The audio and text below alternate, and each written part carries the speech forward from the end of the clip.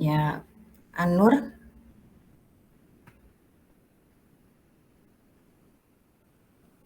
Anur, suara saya kedengeran nggak? Iya Ibu, salah putus-putus. Kalau menurut saya asumsi dasarnya dari pemikiran sebelumnya yang seperti keteraturan. Baik.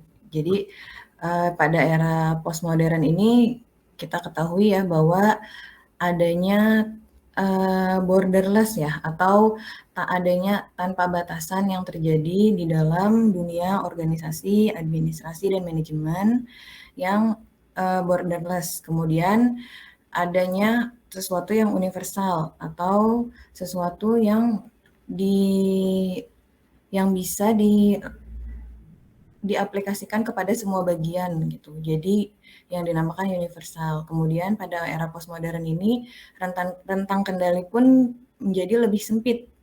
Rentang kendali di dalam suatu organisasi itu menjadi lebih sempit dan diharapkan dalam postmodern ini birokrasi terjadi lebih singkat, pelayanan lebih cepat, terjadi demokratisasi, kemudian harus lebih lentur organisasi tersebut sehingga memberikan kepercayaan kepada masyarakat ataupun customer.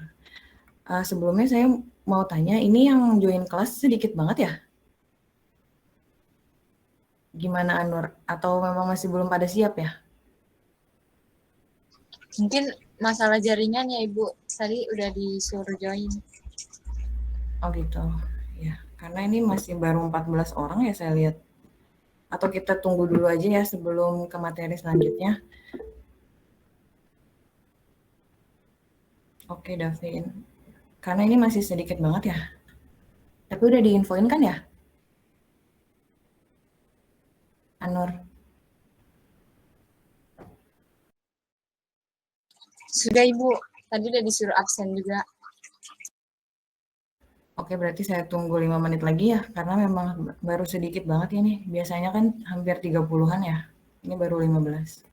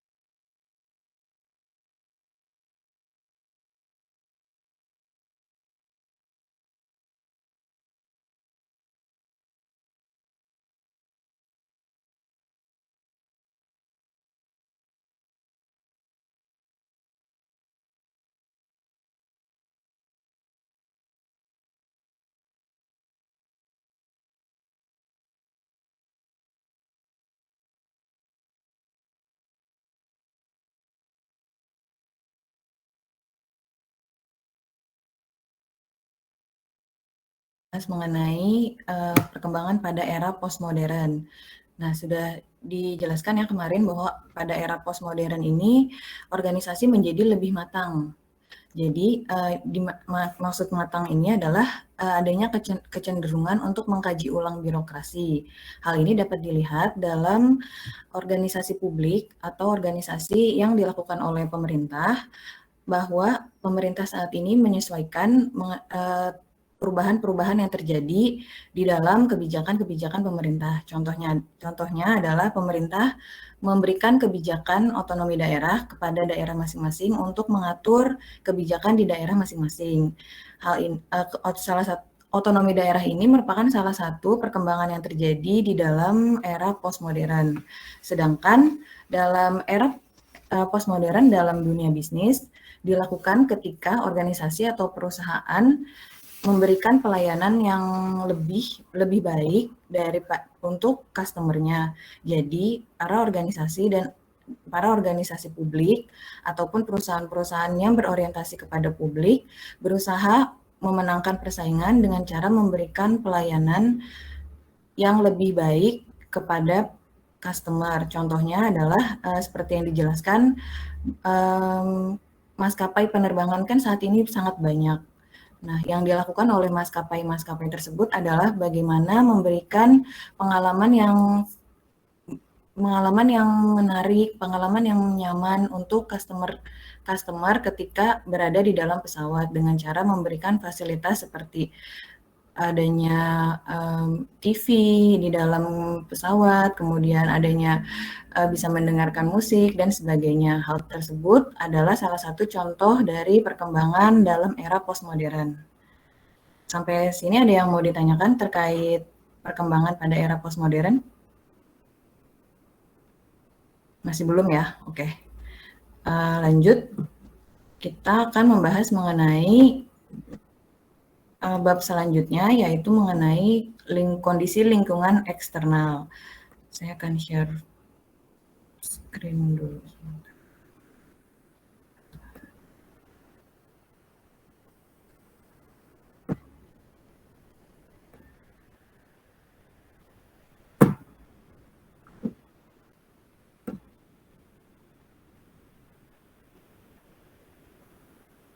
Sudah terlihat ya? Sudah terlihat? Sudah, Ibu. Sudah ya, oke. Baik, pada pertemuan kali ini saya akan membahas mengenai lingkungan organisasi. Oke, Teresia. Nah, kehidupan manusia tidak bisa dipisahkan dari lingkungannya, baik lingkungan alam maupun lingkungan sosial. Seperti kebutuhan manusia untuk dapat bernapas, memerlukan udara yang bersih dari lingkungan sekitar, serta membutuhkan makan, minum, menjaga kesehatan, serta keamanan sangatlah diperlukan oleh manusia yang didapat dari lingkungan di mana manusia itu tinggal. Pengertian lingkungan adalah segala sesuatu yang ada di sekitar manusia yang mempengaruhi perkembangan kehidupan manusia baik secara langsung maupun tidak langsung. Nah, itu adalah pengertian lingkungan secara singkat ya. Nah, yang kita bahas di sini adalah lingkungan organisasi. Apa yang dimaksud dengan lingkungan organisasi? Seperti yang sudah saya bahas, bahwa lingkungan adalah segala sesuatu yang mempengaruhi yang secara langsung maupun tidak langsung terhadap individu ataupun organisasi yang ada di dalam lingkungan tersebut. Sehingga yang dimaksud dengan lingkungan organisasi adalah secara umum dapat diartikan sebagai sesuatu yang tak terhingga dan mencakup seluruh elemen yang terdapat di luar organisasi, sehingga yang dimaksud dengan lingkungan organisasi di sini adalah lingkungan eksternal yang ada di luar organisasi. Sampai sini sudah paham?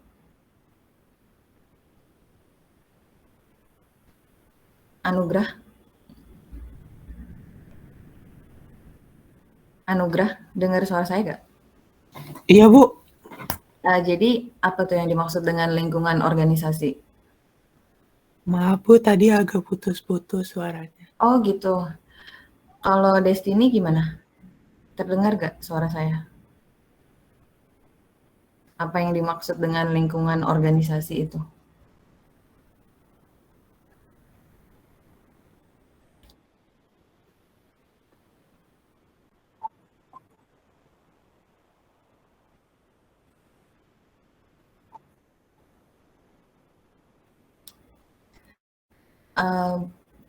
Jadi tadi kan saya sudah menjelaskan mengenai lingkungan. Lingkungan itu adalah tempat di mana individu atau organisasi itu tinggal. Nah, lingkungan itu secara langsung ataupun tidak langsung mempengaruhi organisasi yang tinggal di dalam lingkungan tersebut. Sehingga yang dimaksud dengan lingkungan organisasi di sini adalah lingkungan eksternal, lingkungan yang ada di eksternal suatu organisasi. Jadi, lingkungan organisasi itu adalah secara tidak langsung mempengaruhi organisasi tersebut. Jadi, elemen-elemen eksternal di luar organisasi. Jadi itu yang dimaksud dengan lingkungan organisasi. Gitu. Nah, bisa lebih jelas kita lihat di sini perilaku elemen-elemen organisasi dan juga efektivitasnya. Nah, lingkungan organisasi ini adalah keadaan di luar organisasi, di mana keadaan di luar organisasi yang ada itu mempengaruhi dari karakteristik organisasi seperti struktur, tujuan, dan ditambah lagi ini adalah teknologi yang dimiliki serta strategi organisasi. Jadi keadaan di luar organisasi di sini yang mempengaruhi karakteristik organisasi, teknologi yang dimiliki oleh organisasi, dan strategi yang dimiliki oleh organisasi. Gitu. Nah, selanjutnya ini adalah definisi lingkungan organisasi. Lingkungan organisasi secara umum diartikan sebagai sesuatu yang tidak berhingga dan mencakup seluruh elemen yang terdapat di dalam suatu organisasi. Keadaan lingkungan suatu organisasi dapat dipahami melalui analisis terhadap segmen-segmennya, yaitu bagian-bagian lingkungan yang berpengaruh terhadap perilaku maupun performansi organisasi. Nah, segmen lingkungan organisasi menurut Cass and Rosenwig.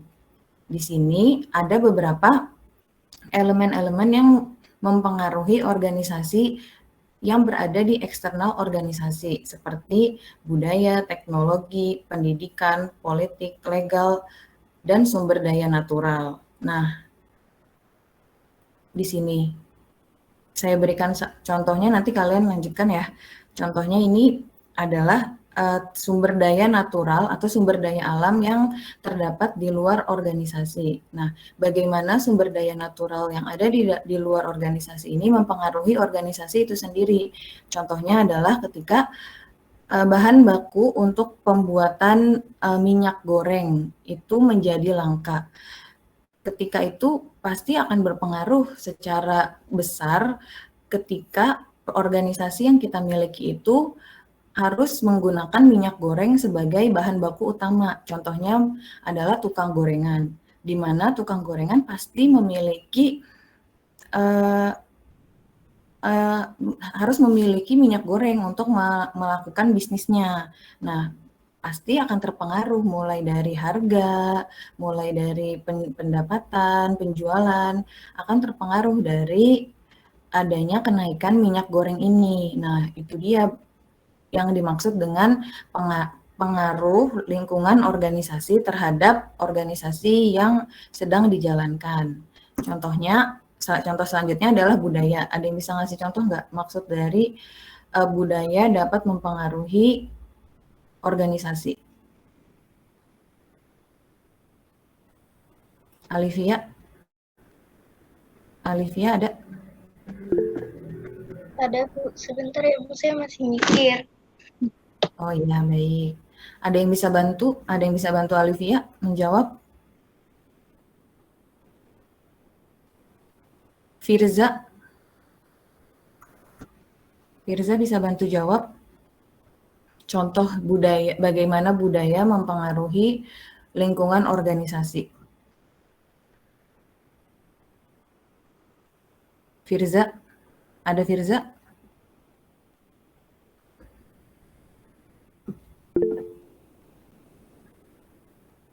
Ibu, saya mau coba. Boleh, silakan Anudra. Jadi kalau budaya itu tuh mencakup karakteristik demografis dan sistem nilai yang berlaku di masyarakat di mana organisasi itu berada. Jadi kalau misalkan organisasi itu berada di sekitarnya itu kan pasti ada nilai-nilai budaya yang berlaku, dan setiap daerah itu kan pasti beda ya Bu. Itu bisa mempengaruhi gimana sih organisasi itu bakal berjalan ke depannya. Terus karakteristik demografis juga termasuk nggak sih Bu?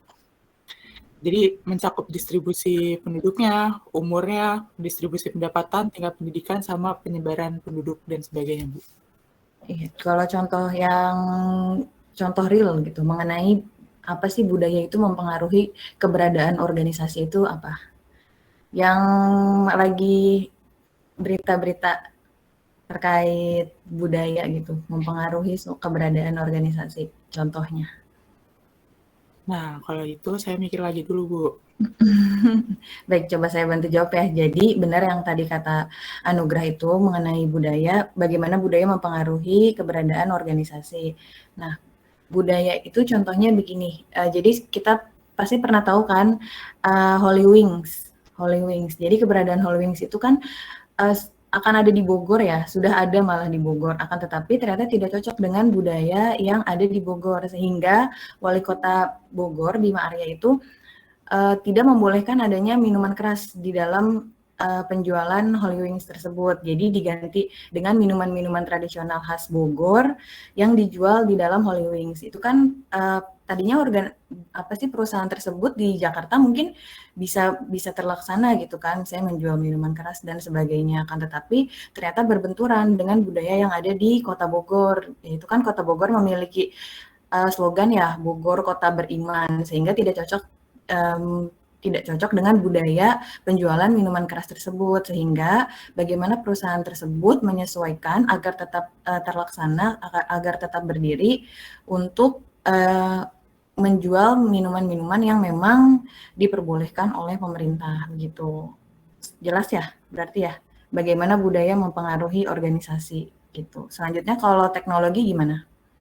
Contoh dari teknologi mempengaruhi organisasi.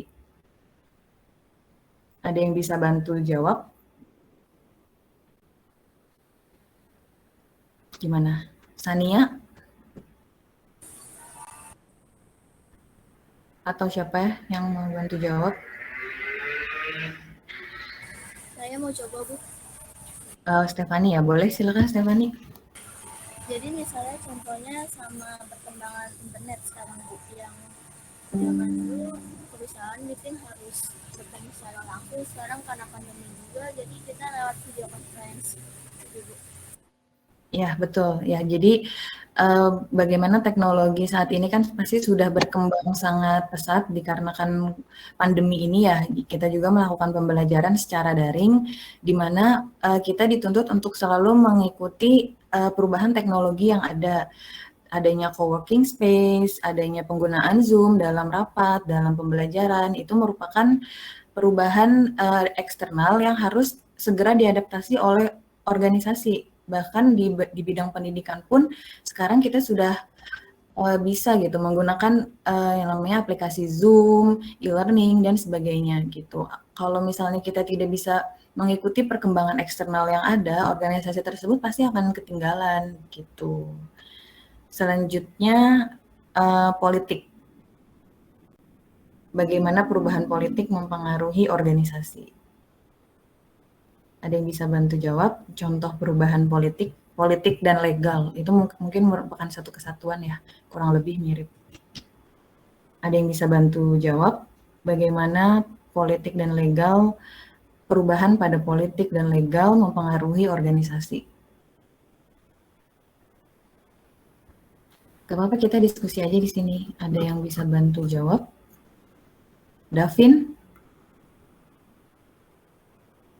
Iya, Bu. Jadi menurut saya segmen politik terhadap lingkungan organisasi itu berpengaruh karena kebijakan-kebijakan yang ada seperti ideologi gitu-gitu sangat berpengaruh terhadap kebebasan organisasi gitu, Bu, dalam menjalankan usahanya, Bu.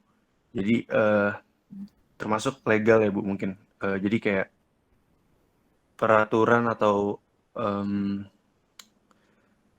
regulasi yang ada itu bisa sangat berpengaruh, Bu, terhadap organisasi yang ada. Seperti contohnya tuh kemarin mungkin ya, Bu, yang binomo itu ya, Bu. Jadi kayak karena adanya peraturan yang ada, ternyata dari perusahaan tersebut itu dinyatakan ilegal gitu, Bu. Apakah benar, Bu? Jadi di mana binomo itu ternyata karena ada peraturan dari pihak OJK ya, bahwa menyatakan bahwa binomo itu tidak legal, maka segala sesuatu atau semua individu yang tergabung di dalamnya itu menjadi tersangka gitu ya. Jadi ada maladministrasi ya di dalam itu. Itu bisa juga karena ada peraturan ya. Contohnya yang lain itu adalah adanya undang-undang kontrak kerja. Jadi di mana sekarang ini untuk melindungi para tenaga kerja atau para buruh gitu ya, pemerintah mengeluarkan UU Undang-Undang Kontrak Kerja itu bahwa ada maksimalnya, tidak bisa kontrak terus seorang pegawai atau seorang buruh itu tidak bisa kontrak terus, akan tetapi dilindungi oleh Undang-Undang Ketenagakerjaan itu. Contohnya di dalam legal dan politik itu. Selanjutnya pendidikan. Bagaimana pendidikan mempengaruhi organisasi.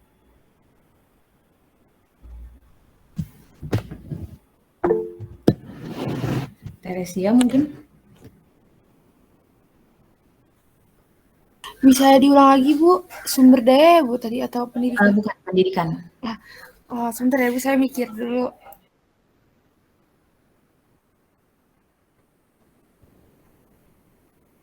Bagaimana pendidikan itu bisa mempengaruhi suatu organisasi.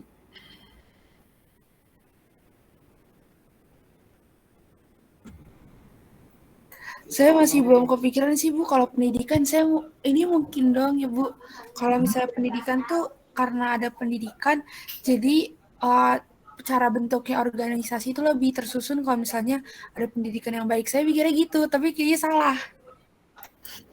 Jadi gimana itu maksudnya? Karena ada pendidikan yang baik, maka suatu organisasi akan berjalan dengan baik gitu. Iya, saya pikirnya gitu. Karena kan dibentuk gitu kan, Bu. Jadi bagaimana pendidikan itu maksudnya pendidikan di sini itu adalah di mana berhubungan dengan sumber daya manusia. Coba itu saya kasih clue. Bagaimana pendidikan itu mempengaruhi sumber daya manusia yang ada di dalam organisasi. Nah, iya saya mikirnya kayak kalau misalnya ada orang-orang yang ada dalam organisasi itu berpendidikan, nanti bentuk organisasinya itu lebih tersusun, bisa berkembang.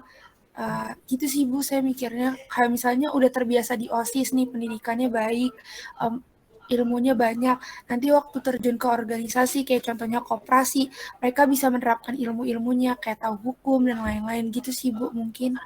Itu kan yang Teresia bilang itu kan sumber daya manusia berdasarkan lingkungan internal ya. Jadi di mana sumber daya manusia di dalam suatu perusahaan itu mempengaruhi perkembangan organisasi.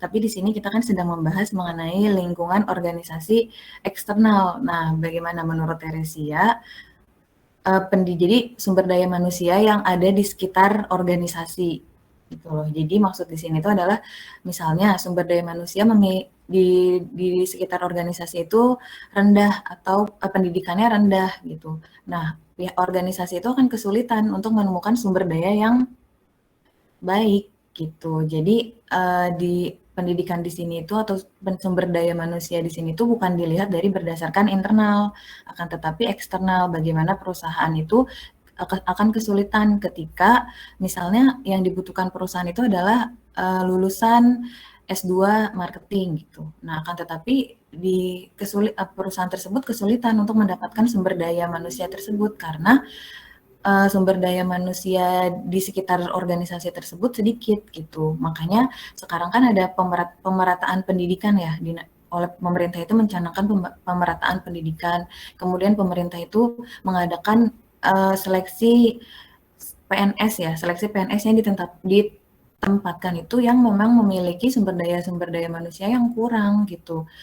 Kayak seperti di Papua gitu kan pasti kan masih kurang ya sumber daya manusianya, misalnya kebutuhan dosen, kebutuhan tenaga medis gitu. Jadi ini tuh dilihat berdasarkan lingkungan eksternal gitu. Jadi beberapa mulai dari sumber daya natural atau sumber daya alam, legal, politik, pendidikan, teknologi, budaya, ini dilihat dari lingkungan eksternal bagaimana beberapa elemen-elemen ini mempengaruhi secara langsung maupun tidak langsung terhadap organisasi gitu. Jadi udah paham ya maksudnya? Di sini itu lingkungan organisasi eksternal gitu. Oke, lanjut ya. Sampai sini ada yang mau ditanyain nggak? Atau mau kita bahas? Karena Bu Iis ternyata tidak bisa mengajar, jadi saya akan melanjutkan pembelajaran sampai 8.50 ya jadwal kita ya, gitu. Ada yang mau dibahas dulu sebelumnya? Atau ada yang ingin ditanyakan? Ibu, saya izin bertanya, Bu. Boleh. Yang tadi laptop saya putus-putus, jadi boleh dulu nggak Bu yang awal yang sumber daya natural itu itunya apa Bu? Oh, jadi sumber daya natural ini adalah sumber daya alam yang ada di luar organisasi. Misalnya, contoh yang tadi saya berikan itu adalah misalnya ada organisasi ataupun pengusaha gorengan. Pengusaha gorengan itu kan pasti tidak terlepas dari kebutuhan dia untuk membeli minyak goreng. Akan tetapi sumber daya yang ada saat ini, minyak goreng itu sangat awalnya itu kan sangat langka ya. Nah, pasti tukang gorengan tersebut memiliki kendala gitu dalam mendapatkan minyak goreng tersebut. Nah, minyak goreng di sini itu adalah dinamakan bahan baku, sumber daya ataupun bahan baku yang dia butuhkan untuk memenuhi kebutuhan dia dalam menjalankan usaha gitu. Jadi sumber daya alam itu maksudnya adalah bahan baku perusahaan untuk menjalankan usahanya gitu. Ada yang bisa ngasih contoh lain? Bagaimana bahan baku atau sumber daya alam mempengaruhi organisasi gitu? Axel? Mungkin ini kali ya Bu, harga bensin Bu. Karena harus terjadi Ya. kelangkaan minyak dunia, jadi harga bakal naik di organisasi Bu. Iya betul. Jadi pasti kan misalnya yang perusahaan yang menggunakan bensin itu pasti akan berpengaruh gitu kan ya. Contohnya apa tuh Axel? Perusahaan apa tuh misalnya yang membutuhkan bensin? Ini perusahaan-perusahaan logistik Bu, karena mereka kan perlu mengirim barang dari satu daerah ke satu yang lain, perlu kendaraan. Nah, kendaraan itu perlu bensin untuk bisa jalan. Jadi mungkin akan ada kenaikan harga dan bisa mengurangi konsumen yang ada Bu. Ya, betul. Jadi gitu ya, contohnya adalah yang saat ini sedang langka dan susah itu kan bahan bakar minyak dan minyak goreng gitu ya. Jadi itu merupakan salah satu sumber daya alam atau bahan baku yang mempengaruhi organisasi itu sendiri. Gimana Nur, sudah jelas? Sudah Ibu. Oke, ada yang ingin ditanya lagi? Sebelum saya lanjutkan materinya.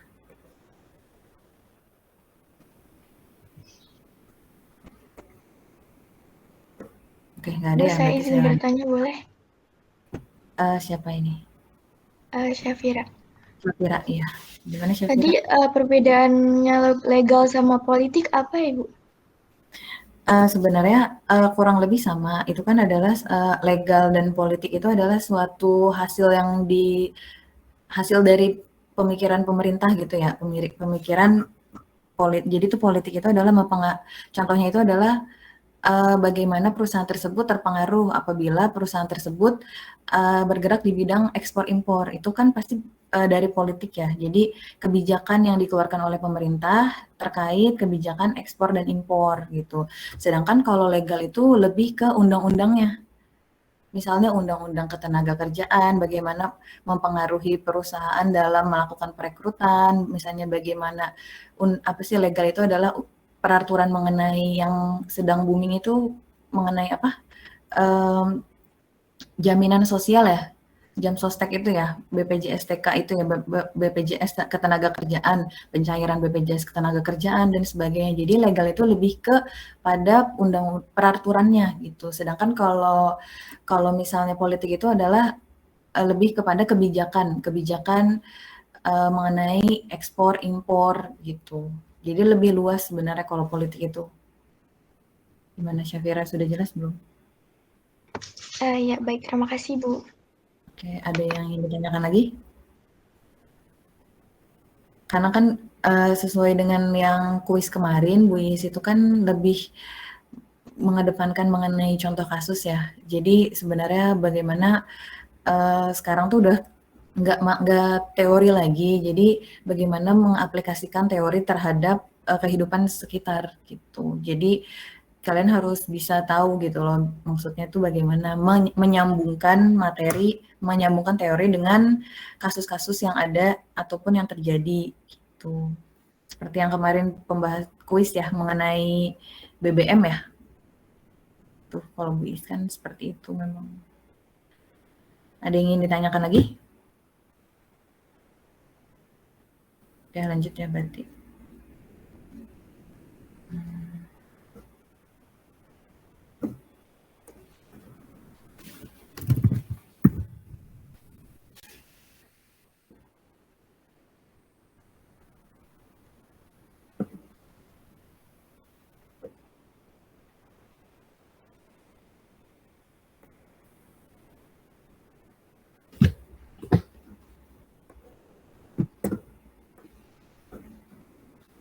Nah, tadi kan kita sudah membahas mengenai segmen lingkungan organisasi menurut Cass dan Rosenwig. Nah, selanjutnya ini ada segmen lingkungan organisasi menurut Jackson dan Morgan. Kurang lebih sama ya, hanya beda di sini ekologi. Ekologi di sini sebenarnya sama sumber daya alam ya, karena kan ekologi itu adalah lingkungan alam gitu kan. Kurang lebih sama ya. Jadi bagaimana ini ada yang beda nih, agama. Ada yang bisa kasih contoh nggak? Bagaimana agama itu mempengaruhi organisasi? Tadi kan tentang budaya ya, kalau agama kan belum ya. Gimana? Ada yang mau coba jawab bagaimana contoh agama mempengaruhi organisasi itu gimana coba? Ruth? Kalau agama mempengaruhi organisasi itu, jadi tata nilai yang ada di agamanya itu, tata nilai yang ada di organisasi itu kan mungkin ada yang masuk dalam nilai agama itu jadi beda Bu, karena setiap agama-agama di negara kita kan beda Bu. Nah, contohnya itu gimana tuh? Misalnya perusahaan apakah yang memang terpengaruh gitu dengan adanya agama itu? Perusahaan-perusahaan yang misalnya perusahaan syariah gitu-gitu Bu, kayak bank-bank yang syariah kan ada ya Bu, mungkin itu mempengaruhi nilai-nilainya juga Bu.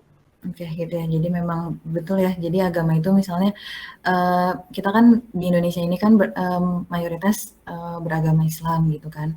Nah, bagaimana bank itu memberikan suatu pelayanan yang memang untuk diperuntukkan untuk orang-orang misalnya yang memang menginginkan bagaimana uang itu dikelola berdasarkan syariat Islam gitu. Jadi bank itu memberikan pilihan gitu, ada bank konvensional dan bank syariah. Ya betul. Jadi bagaimana agama mempengaruhi organisasi gitu ya, terbentuknya organisasi gitu.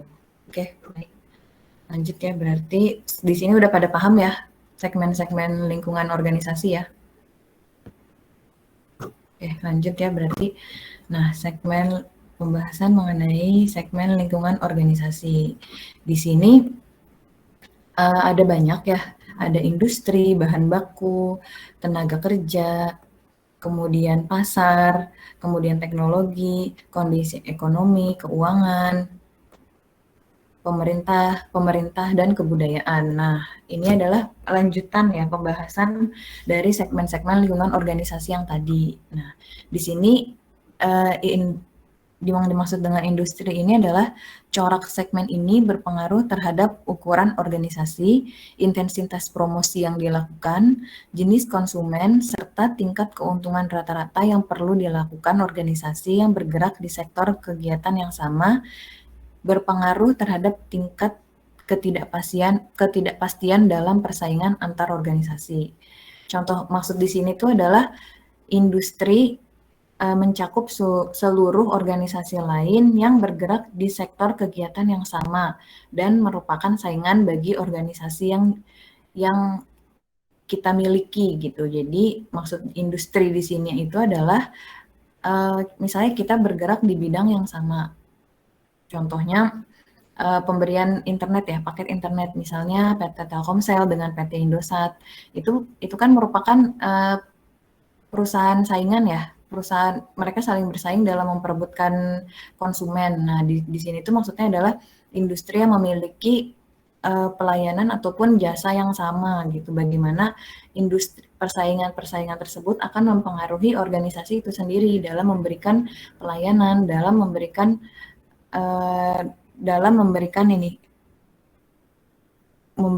terhadap ukuran organisasi, intensitas promosi yang dilakukan, bagaimana misalnya kalian pernah tahu nggak sih kalau misalnya ada perang promosi gitu antara misalnya kurang lebih saling menyindir gitulah, misalnya kayak tagline-nya tolak angin itu apa sih, orang pintar minum tolak angin gitu. Nah kemudian ada Antangin, perusahaan yang sama gitu kan, perusahaan jamu yang memang hampir mirip gitu loh dengan tolak angin. Nah Antangin itu slogannya hampir melakukan persaingannya itu kayak orang bejo, apa sih gimana ya, intinya tuh kayak, ada yang tahu nggak tentang Antangin? Tagline Antangin itu? Kurang lebih kan pasti kan saling bersaing gitu ya, saling dengan slogan-slogan mereka gitu. Nah itu yang dimaksud dengan industri. Nah selanjutnya bahan baku.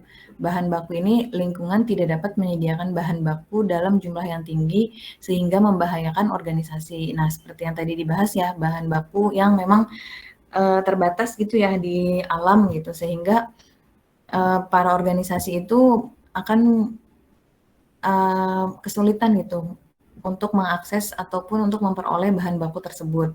Selanjutnya tenaga kerja. Tenaga kerja di organisasi perlu mendapatkan tenaga kerja dengan tingkat keahlian, kualifikasi, dan jumlahnya yang cukup. Jika kebutuhan tenaga kerja ini tidak dapat dipenuhi oleh lingkungan, maka organisasi tersebut akan mengalami kesulitan. Nah, tenaga kerja di sini itu adalah dipengaruhi dengan tingkat pendidikan yang dibutuhkan oleh organisasi tersebut. Tuh. Selanjutnya, pasar. Di sini segmen pasar berpengaruh terhadap organisasi melalui besarnya permintaan akan output organisasinya. Nah, ada kan di pasar di sini itu adalah di mana perusahaan tersebut akan mempromosikan atau akan menjual barangnya gitu. Ada yang beda dengan ini ya, kalau misalnya perusahaan pemerintah itu yang memang hanya satu-satunya gitu ya. Jadi memang pemerintah memonopoli gitu. Memonopoli seperti PLN. PLN itu kan tidak ada saingannya ya. Jadi memang walaupun harganya mau naik, harganya mau misalnya sering mati, sering ada kendala, itu kan kita tidak bisa untuk berganti gitu. Untuk memenuhi kebutuhan listrik itu kan pasti kan kita membutuhkan PLN gitu. Kecuali memang menggunakan tenaga surya dan sebagainya gitu kan. Itu kan adalah salah satu alternatif, akan tetapi tidak bisa untuk memenuhi kebutuhan kita secara keseluruhan gitu, beda dengan PLN. Kemudian teknologi merupakan pengetahuan serta teknik-teknik yang digunakan untuk membuat produk ataupun jasa yang berpengaruh terhadap cara pengelolaan organisasi. Di sini teknologi itu kan yang dibutuhkan oleh suatu organisasi ya, misalnya kayak tadi penggunaan Zoom dan sebagainya. Nah, kalau untuk di dunia perusahaan itu pasti teknologi sangat diperlukan gitu. Karena dengan adanya teknologi itu perusahaan ataupun pabrik-pabrik itu dapat membuat produk itu secara massal, secara cepat. Nah, mungkin di bagian quality control-nya saja yang hanya memerlukan manusia, kan, tetapi proses ataupun mulai dari pengolahan bahan baku sampai dengan barang tersebut jadi itu menggunakan teknologi. Jadi teknologi ini sangat berpengaruh terhadap cara pengelolaan organisasi. Selanjutnya, kondisi ekonomi digambarkan oleh besarnya daya beli konsumen, ketersediaan bahan baku dan tenaga kerja, tingkat permintaan terhadap produk suatu sektor, dan kapasitas produksi total dari sektor. Nah, kondisi ekonomi ini bisa juga terjadi kalau dari faktor eksternal itu adalah terjadi karena adanya inflasi. Jadi di mana inflasi itu adalah inflasi itu adalah harga bahan baku naik gitu ya. Jadi bahan baku itu kenaikan harga, misalnya contohnya kenaikan harga minyak menyebabkan industri otomotif cenderung memproduksi mobil berukuran kecil yang hemat bahan bakar. Nah, itu dia misalnya contoh lain selain dari kenaikan bahan baku yang terjadi saat ini, bahan bakar minyak itu akan menjadikan bagaimana perusahaan industri otomotif itu memikirkan bagaimana mengeluarkan misalnya mobil listrik, mobil yang menggunakan listrik, kemudian bagaimana mobil tersebut adalah memiliki hemat energi dan sebagainya gitu. Jadi bisa terjadi seperti itu. Gitu. Kemudian keuangan di sini adalah mengenai bursa saham, pasar modal, dan bank. Maksud di keuangan di sini adalah bagaimana suatu organisasi atau perusahaan itu misalnya memilih untuk melantai di bursa saham, membuka organisasinya atau perusahaannya itu dapat dibeli kepemilikannya di dalam saham gitu. Selanjutnya pemerintah. Peraturan dan sistem pemerintahan serta sistem politik yang meliputi organisasi. Sistem politik seperti ideologi kapitalis ataupun sosialis berpengaruh terhadap kebebasan organisasi dalam menjalankan usahanya. Itu. Selanjutnya kebudayaan. Karakteristik demografis dan sistem nilai yang berlaku pada masyarakat di mana organisasi itu berada. Ya, gitu. Sampai di sini ada yang mau ditanyakan nggak? Atau ada yang mau dibahas? Karena kurang lebih semuanya tadi sudah kita bahas ya. Ini sekarang terkait dengan identifikasi elemen-elemen lingkungan gitu. Nah ini adalah bagaimana lingkungan eksternal itu mempengaruhi organisasi. Mulai dari supplier peralatan, yang tadi supplier bahan baku gitu kan. Itu mempengaruhi keberadaan organisasi. Kemudian lingkungan, teknologi, kemudian pasar, bagaimana persaingan pasar pasti kan pihak-pihak perusahaan itu tidak akan mau ketinggalan gitu dengan para kompetitor gitu kan dan dengan para pesaingnya gitu sehingga misalnya kayak gimana ya, kurang lebih sebenarnya jasa-jasa yang ditawarkan oleh perusahaan-perusahaan yang memang menawarkan jasa itu kurang lebih sama gitu. Akan tetapi perusahaan tersebut pasti akan berusaha gitu untuk memberikan yang berbeda gitu di antara perusahaan yang lain gitu. Karena adanya persaingan tadi gitu untuk mendapatkan konsumen-konsumen itu dan untuk memenuhi keberagaman permintaan konsumen.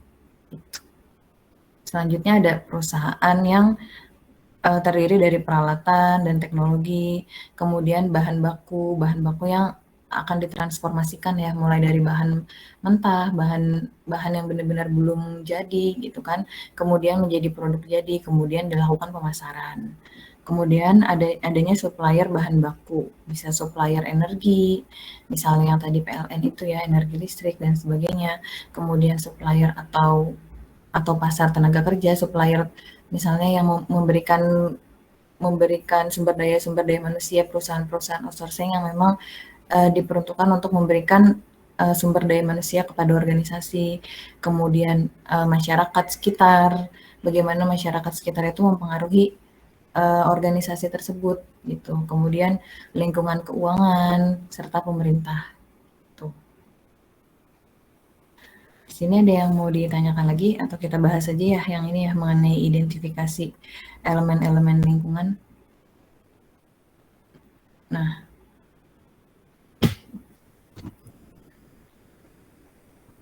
tadi kan kita sudah membahas gitu ya mengenai segmen-segmen ataupun elemen-elemen yang memang ada gitu mempengaruhi baik secara langsung maupun tidak langsung di dalam suatu organisasi.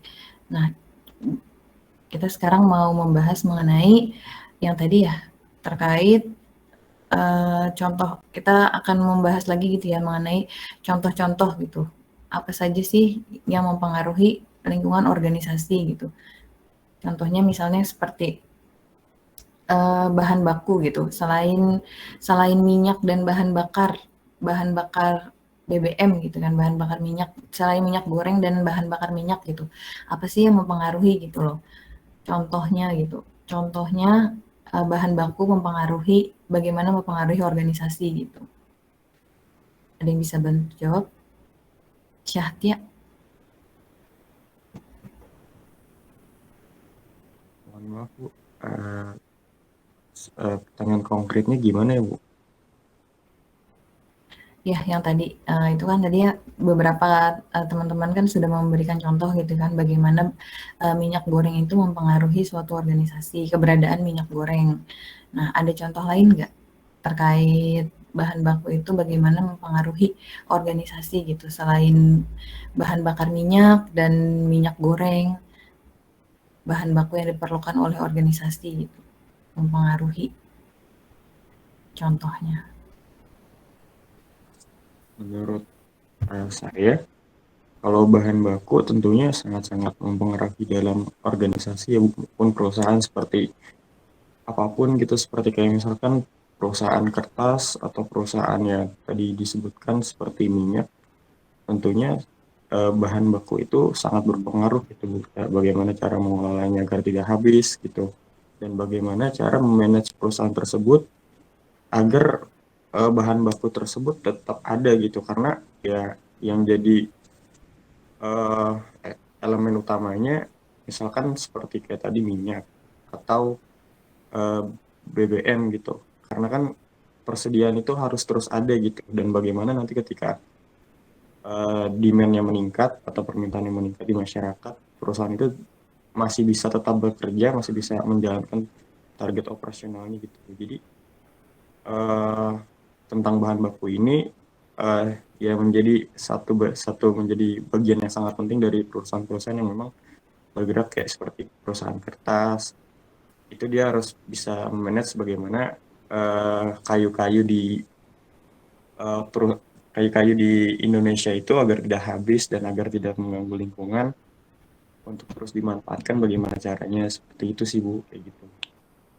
Oke, betul ya. Berarti bagaimana bahan baku itu sangat diperlukan gitu kan, bergantung kepada kebutuhan dari organisasi itu gitu ya.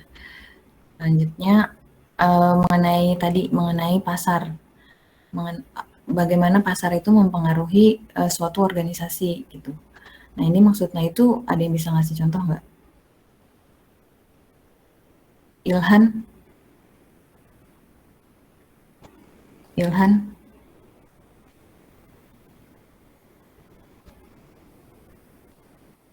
Devira?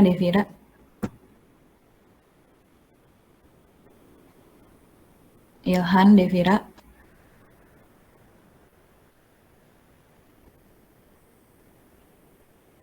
Arela gimana? Arela bisa dengar suara saya?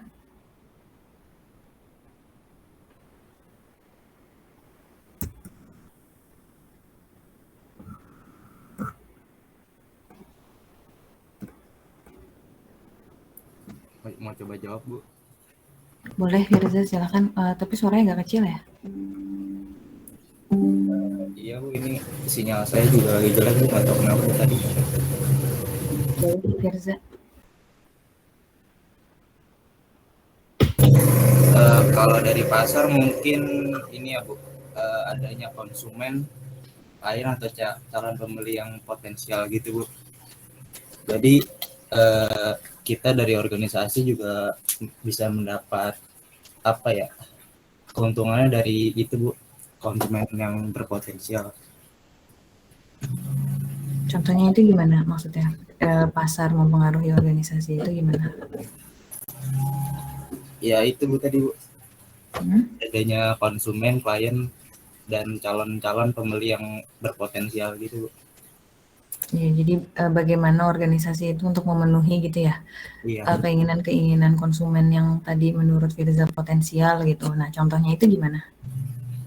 Ada nggak perusahaan yang misalnya Firza tahu bagaimana perusahaan tersebut untuk memenuhi pasar atau memenuhi keinginan-keinginan dari konsumen itu gitu. Apa ya contoh perusahaannya belum kepikiran Bu. Nah, coba kalau misalnya saya kasih clue Gojek, bagaimana perusahaan Gojek itu memenuhi keinginan-keinginan dari konsumen itu. Oh, mungkin dari ininya Bu, servisnya gitu Bu. Iya, Terus gimana tuh maksudnya? Gojek itu selalu apa ya, ingin memberikan servis terbaik kepada penggunanya gitu Bu. Dengan cara ya kayak adanya fitur cashback, terus ada buat penilaian terhadap Gojeknya, mungkin seperti itu ya. Oke, ya jadi itu betul ya. Jadi maksudnya pemberian cashback, pemberian promo gitu, itu adalah merupakan salah satu promosi gitu ya dari pihak Gojek untuk tetap mempertahankan konsumen ataupun penggunanya gitu. Nah, maksud dari pasar di sini itu adalah bagaimana pihak Gojek itu membreakdown gitu ya, membreakdown itu mengenai kebutuhan-kebutuhan apa sih saat ini kebutuhan pasar itu, sehingga pihak Gojek itu memberikan banyak ini ya jenis macam pelayanan ya, mulai dari GoFood, pasti kan pihak Gojek itu adalah melakukan riset pasar gitu ya, jadi selain membantu pihak konsumen untuk memenuhi kebutuhannya dalam GoFood, kemudian Gojek itu ada GoMart, kemudian ada pengiriman paket. Nah, spesialisasi pemberian pelayanan itu adalah bagi salah satu cara Gojek untuk memenuhi pasar gitu. Jadi pemberian beraneka macam pelayanan yang diberikan oleh Gojek itu merupakan salah satu pemenuhan keinginan pasar gitu. Lanjut ya.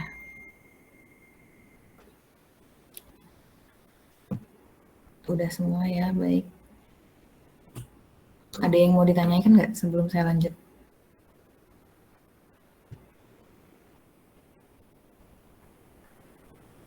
Ada yang mau ditanyain? Belum ya? Kita lanjut ya.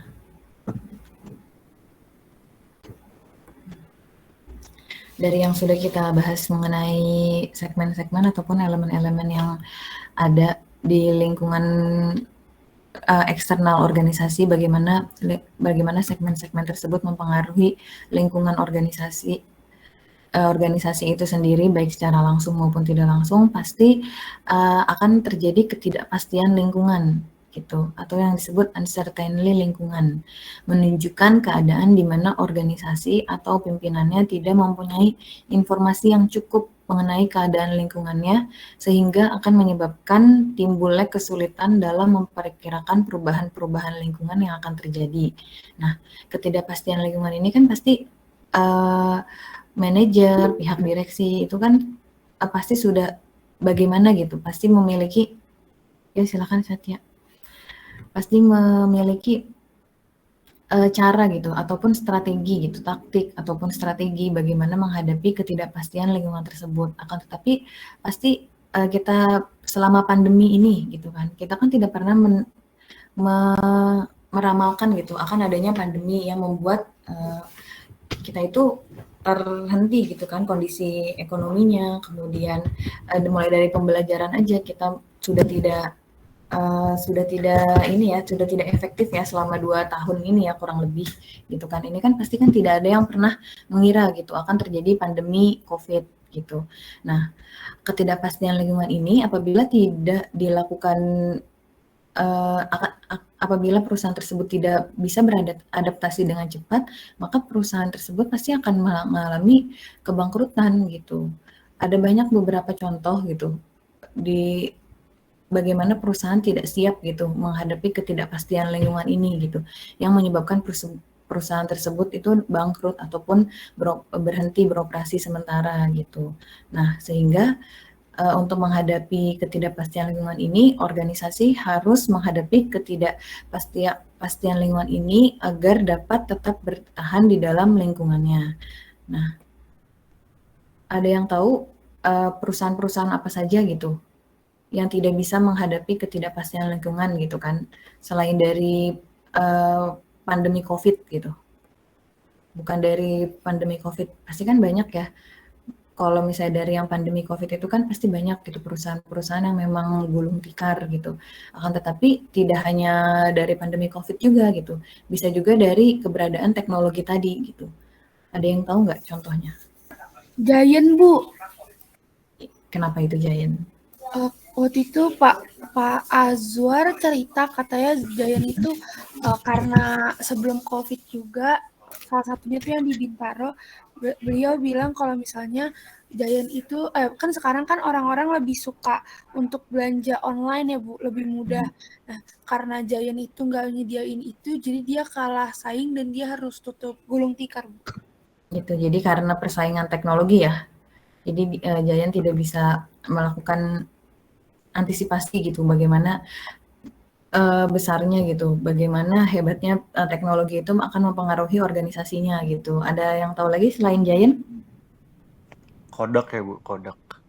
Kenapa itu Kodak? Iya, Bu. Perusahaan kamera gitu Bu. Jadi kayak dia tidak bisa mengikuti perkembangan zaman gitu Bu, lambat dalam berinovasi Bu. Jadi Baik, Kodak. iya seperti itu.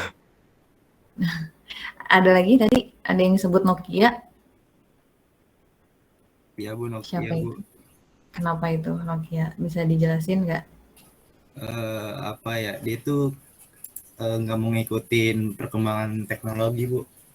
Jadi dia nggak mau. Iya pas awal-awal Android dia kan kagak mau ngikutin jadi Android juga Bu, Nokia. Ya ketinggalan gitu deh Bu. Oke. Ada yang tahu lagi? Perusahaan-perusahaan yang terdampak karena teknologi ya, ternyata banyaknya ya. Karena tidak bisa menyesuaikan teknologi, perusahaan tersebut akhirnya terpaksa untuk menutup gitu operasinya. Ada lagi? Atau ada perusahaan yang memang itu kan yang tadi kita bahas itu kan yang perusahaan-perusahaan yang memang operasinya berhenti gitu. Ada nggak perusahaan yang memang mungkin agak terlambat gitu menyadari bahwa teknologi itu sangat penting, akan tetapi dia masih bisa berusaha bertahan gitu. Ada yang tahu nggak perusahaan apa? Ada Bu, Bluebird. Iya, Bluebird. Kenapa tuh Bluebird? Dia nggak mau, dia karena ini Bu, yang ojek online itu ya Bu. Iya, tapi dia akhirnya juga bikin aplikasi sendiri tuh Bu, namanya My Bluebird. Ya gitu ya. Jadi bagaimana awal mulanya kita apa sih dihadapkan gitu kan adanya ojek online gitu kan dari Gojek, Grab segala macam gitu kan. Pasti kan bagaimana Bluebird itu menyadari gitu ternyata bahwa aplikasi maupun teknologi itu tuh sangat penting gitu kan. Tapi dia saat ini sudah berusaha untuk mengikuti perkembangan teknologi dengan memunculkan aplikasi tadi ya, My Bluebird itu ya, ataupun awal-awal tergabung dalam Gojek ya, si Bluebird itu kan, gitu. Jadi ada lagi nggak selain Bluebird? Bagaimana perusahaan itu berkembang gitu, bisa terlepas gitu bisa mengantisipasi gitu perkembangan teknologi. Ada yang tahu lagi nggak selain Bluebird? PHD Bu, PHD. Kenapa itu PHD? Dia bikin layanan servis yang diantar ke rumah juga. Dulu kan Pizza Hut doang, sekarang dia kayak bikin PHD, terus sekarang juga udah punya aplikasi sendiri buat jadi online. Iya kan Bu? Iya betul. Jadi begitu ya perusahaan-perusahaan sekarang itu berusaha untuk melakukan itu ya adaptasi lingkungan ya terhadap teknologi ya. Banyaknya pasti tergerus karena tidak bisa melakukan ini perkembangan sesuai dengan teknologi gitu. Sekarang kan saat ini juga sebenarnya udah teknologi itu sangat penting gitu ya. Kita kalau misalnya tidak tahu teknologi itu pasti sangat ketinggalan gitu. Bagaimana awal mula pandemi ini tuh benar-benar yang meningkatkan teknologi itu sendiri baik di dunia pendidikan, di dunia usaha dan sebagainya gitu. Sudah banyak yang tahu ya terkait ketidakpastian lingkungan. Selanjutnya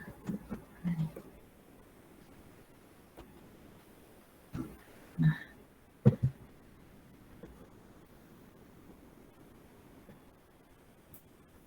Nah, ketidakpastian lingkungan menurut Robert Duncan ya, kompleksitas gitu atau keragaman lingkungan menunjukkan heterogenitas atau banyaknya elemen-elemen eksternal yang berpengaruh terhadap berfungsinya suatu organisasi. Suatu lingkungan dinyatakan sebagai lingkungan yang sederhana jika hanya ada paling banyak 3 atau 4 elemen yang berpengaruh terhadap organisasi. Elemen-elemen di sini itu tadi ya yang sudah kita bahas ya mengenai teknologi, budaya, politik, legal dan sebagainya. Gitu. Nah, stabilitas lingkungan. Stabilitas lingkungan ini menggambarkan kecepatan perubahan yang terjadi pada elemen-elemen lingkungan yang terdiri dari lingkungan stabil dan tidak stabil. Lingkungan stabil. Elemen jarang mengalami perubahan sehingga keadaan lingkungan boleh dianggap tetap selama bertahun-tahun. Nah, sedangkan lingkungan yang stabil, yang tidak stabil itu berubah secara drastis tanpa diduga sebelumnya sehingga akan mengejutkan organisasi. Nah, contoh lingkungan yang stabil itu ada yang tahu nggak maksudnya? Ada yang memang dari dulu memang seperti itu gitu, atau memang yang berubah-ubah gitu. Terus tidak stabilan itu contohnya gimana?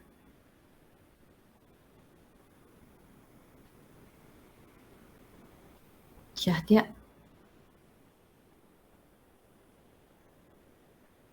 Lingkungan yang stabil ya, Bu? Yang memang sangat sedikit perubahannya yang terjadi gitu. Sebentar, Bu.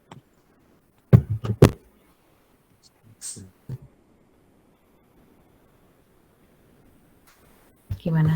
Ada yang bisa bantu jawab? Atau lingkungan yang stabil dan lingkungan yang tidak stabil itu perubahan-perubahan yang terjadi sangat cepat gitu. Jadi sebenarnya perubahan itu baik gitu kan. Kalau misalnya tetap stabil atau tetap statis itu kan juga tidak baik ya. Berarti kan perusahaan atau organisasinya kan pasti kan hanya begitu terus gitu kan. Akan tetapi jika ada perubahan sedikit, nah perubahan dari lingkungan, perubahan dari peraturan dan sebagainya itu kan pasti akan mempengaruhi gitu kan. Baik buruknya pasti akan mempengaruhi suatu organisasi gitu. Contohnya saja misalnya perubahan pada pendidikan gitu.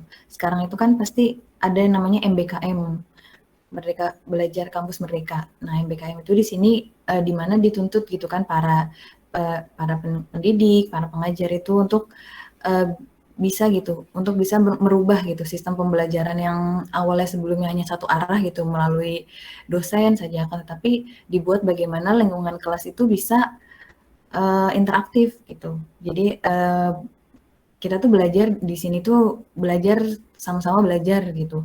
Kalau dulu kan mungkin hanya satu arah dari dosen atau guru. Nah, kan tetapi perubahan-perubahan itu membuat lingkungan ataupun lingkungan di dalam kelas itu berubah gitu. Jadi di sini pastikan juga bukan hanya saya saja gitu yang mengetahui sesuatu informasi gitu, tetapi kalian kan juga pasti mungkin mengetahui informasi yang memang saya tidak tahu gitu. Nah, itu adalah perubahan-perubahan sedikit dari dunia pendidikan gitu. Kalau yang kalian tahu perubahan-perubahan yang terjadi gitu, sedikit perubahan yang stabil dan tidak stabil gitu di dalam suatu organisasi atau perusahaan, contohnya gimana? Yang kalian tahu gitu. Gimana Syahtia? Syahtia? Kalau menurut saya tidak ada lingkungan yang stabil terus gitu. Pasti setiap lingkungan dalam organisasi itu mengalami ketidakstabilan seperti misalkan yang dulunya dulunya tidak tersentuh dengan teknologi, karena ada teknologi jadinya perusahaan itu harus berkembang gitu. Perusahaan itu harus melakukan inovasi-inovasi yang bagaimana caranya mendapatkan pasar lagi gitu. Kalau misalkan ya kayak tadi misalkan kayak perusahaan Nokia tidak melakukan inovasinya terhadap suatu produk, ya perusahaan itu ya akan lenyap dalam sendirinya gitu tanpa perusahaan itu tanpa impactnya secara langsung. Tapi ya ketidakstabilan itu harus diikuti sama perusahaan-perusahaan yang memang perusahaan-perusahaan itu ya harus menyesuaikan dengan zamannya gitu, Bu. Ketidakstabilan itu pasti tentu ada seperti ya kayak misalkan minyak goreng gitu kan, persediaannya kenapa persediaannya itu bisa bisa menipis, terus kenapa persediaan di dalam negeri tidak stabil, pasti ada sebab-sebabnya gitu. Suatu perusahaan itu pasti tentunya menurut saya ya Bu, kalau stabil itu nggak apa ya, perusahaan itu pasti mengalami yang namanya tidak stabilan gitu Bu. Tidak ada perusahaan yang stabil terus gitu menurut saya. Kalau stabil terus, saya juga nggak tahu sih Bu kalau contohnya seperti apa, tapi kalau tidak stabilan ya memang perusahaan itu harus apa ya, harus mengembangkan inovasinya karena ya setiap perubahan zaman pasti perusahaan-perusahaan menemukan ketidakstabilan lingkungan gitu Bu yang harus menyesuaikan dengan zaman gitu. Oke, baik. Berarti memang sebenarnya tidak ada industri ataupun tidak ada organisasi gitu yang benar-benar dari awal berdiri sampai memang masa dewasa gitu, tidak ada yang stabil terus gitu kan ya. Pasti kan akan ada perubahan-perubahan bagaimana ya mulai dari perusahaan pemerintah yang bergerak di pemerintahan ataupun yang di private itu pasti akan ada ketidakstabilan gitu kan di dalam organisasi tersebut. Gitu. Selanjutnya, lingkungan yang sederhana dan stabil, terdapat ketidakpastian yang rendah, dan hanya ada sedikit elemen lingkungan yang harus diperhatikan dan elemen-elemen ini tidak ataupun jarang sekali mengalami perubahan gitu. Ya, tadi yang sudah kita tahu ya bahwa lingkungan yang mungkin ini perusahaan-perusahaan yang memang kecil gitu ataupun perusahaan-perusahaan yang melakukan kegiatan yang memang tidak kompleks gitu. Pasti kan hanya beberapa faktor ataupun faktor-faktor atau segmen-segmen dari organisasi yang di luar organisasi yang perlu diperhatikan gitu kan. Hanya ada sedikit elemen lingkungan yang harus diperhatikan gitu. Jadi memang hanya sedikit perubahan-perubahan tersebut, akan tetapi kalau di dalam era postmodern ini hampir tidak mungkin gitu ya. Ada perusahaan yang memang stabil ataupun memang tenang terus akan tidak memperhatikan lingkungan organisasi, itu sangat tidak mungkin gitu kan.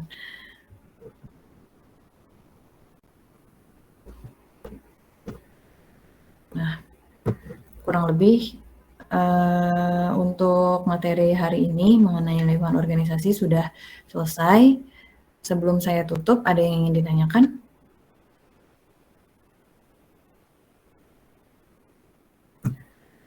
Tadi saya mau review dulu ya bagaimana lingkungan organisasi itu mempengaruhi lingkungan organisasi ataupun lingkungan eksternal dari organisasi mempengaruhi organisasi tersebut, mulai dari industri, bahan baku, tenaga kerja, keuangan, pasar, politik, legal, dan sebagainya itu mempengaruhi organisasi itu sendiri gitu. Jadi kan kita sekarang sudah mengetahui gitu kan bagaimana organisasi itu harus bertahan gitu di dalam ketidakpastian lingkungan tersebut gitu, ataupun menghindari ketidakpastian yang terjadi diakibatkan karena lingkungan eksternal gitu.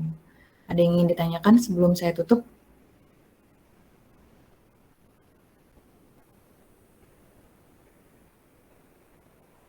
Ada yang ingin ditanyakan?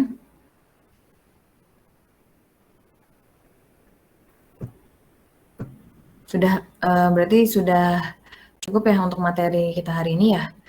Saya tutup ya untuk pertemuan kali ini. Kurang lebihnya mohon maaf. Wassalamualaikum warahmatullahi wabarakatuh.